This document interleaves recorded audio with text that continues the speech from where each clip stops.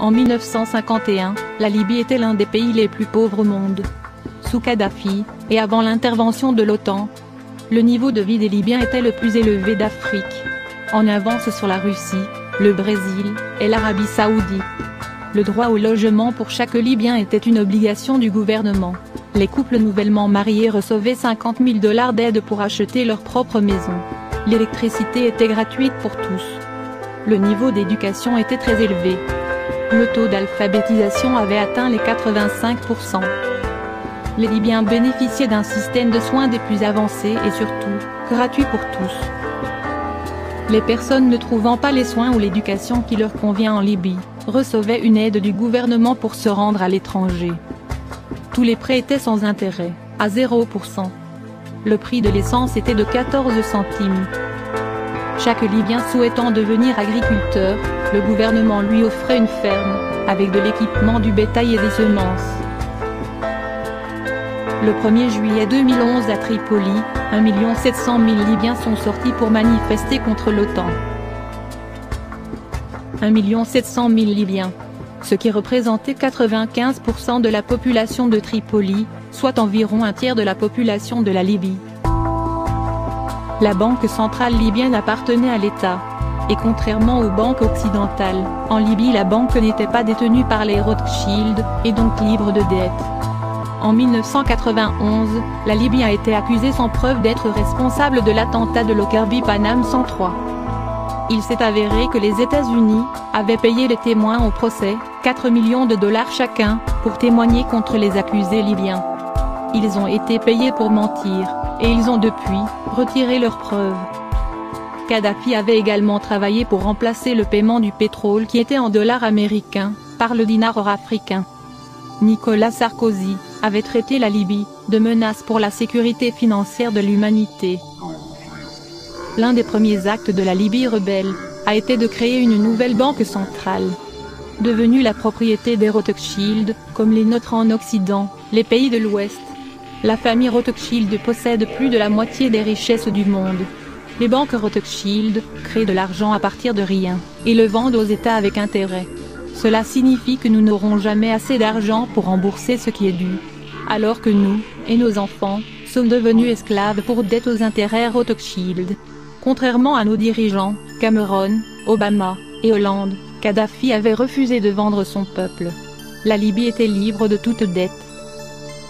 Les Libyens avaient beaucoup plus que nous n'avons en Occident. Ils avaient un chef qui avait de l'intégrité et du courage, et qui travaillait dans leur meilleur intérêt. Les Libyens se partageaient les richesses de leur pays, libérés du joug de l'usure et des intérêts.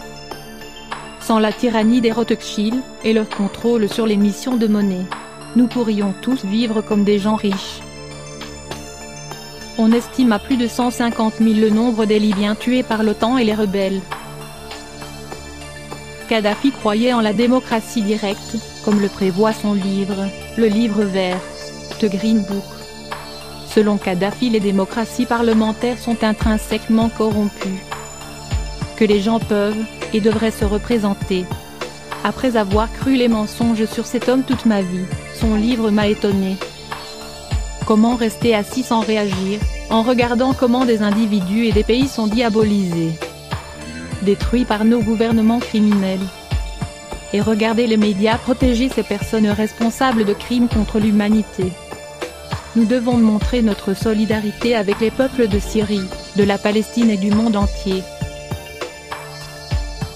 L'ex-ambassadeur russe en Libye, Vladimir Chamov, a déclaré « La population ne paie pas l'électricité. Les Libyens bénéficiaient d'un crédit de 20 ans sans intérêt pour construire leur maison. Un litre d'essence coûte environ 14 centimes. La nourriture est gratuite. Les taxes et les impôts lourds sont interdits. Pour chaque nouveau-né, on reçoit 7 000 $. Les nouveaux mariés reçoivent 64 000 $ pour acheter un appartement. L'éducation et la médecine sont gratuites. L'éducation et la formation médicale à l'étranger sont payées par le gouvernement. Il y a des supermarchés pour les familles nombreuses avec des prix symboliques pour l'alimentation de base.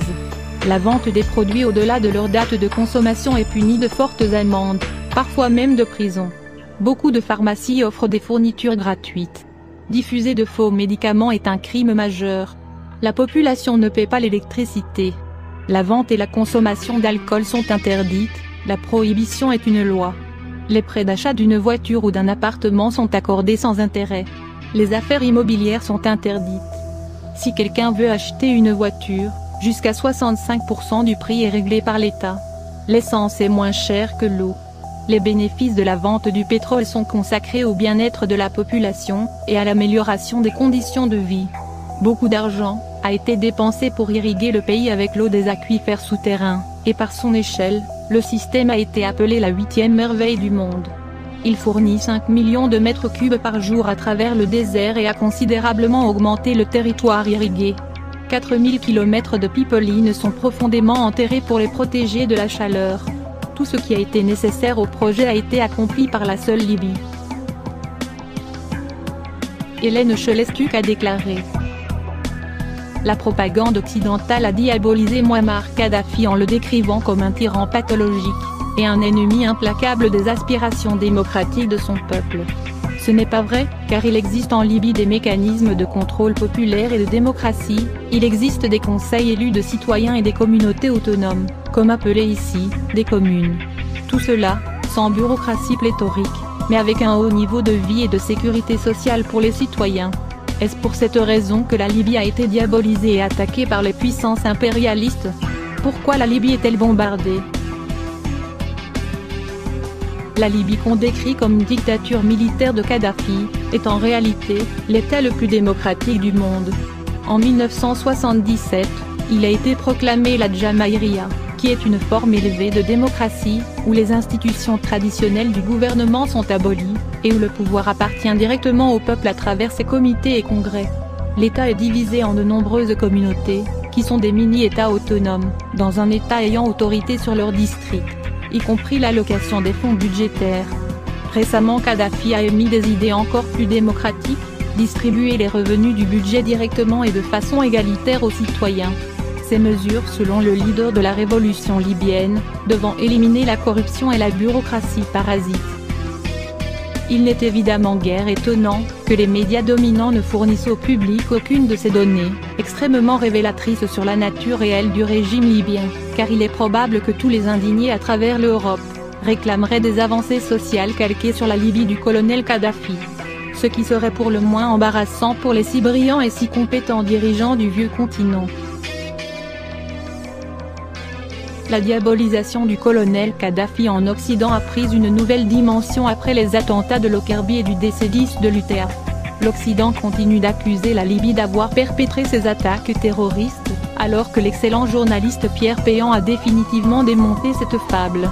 Les Libyens n'ignorent pas que le CNT est composé d'islamistes ayant servi en Irak, de personnages tels que Mahmoud Jibril, connu des lecteurs de Wikileaks comme l'un des interlocuteurs favoris des États-Unis, ainsi que des membres de la tribu Arabi, une tribu connue pour sa déloyauté vis-à-vis de Tripoli et pour sa négrophobie.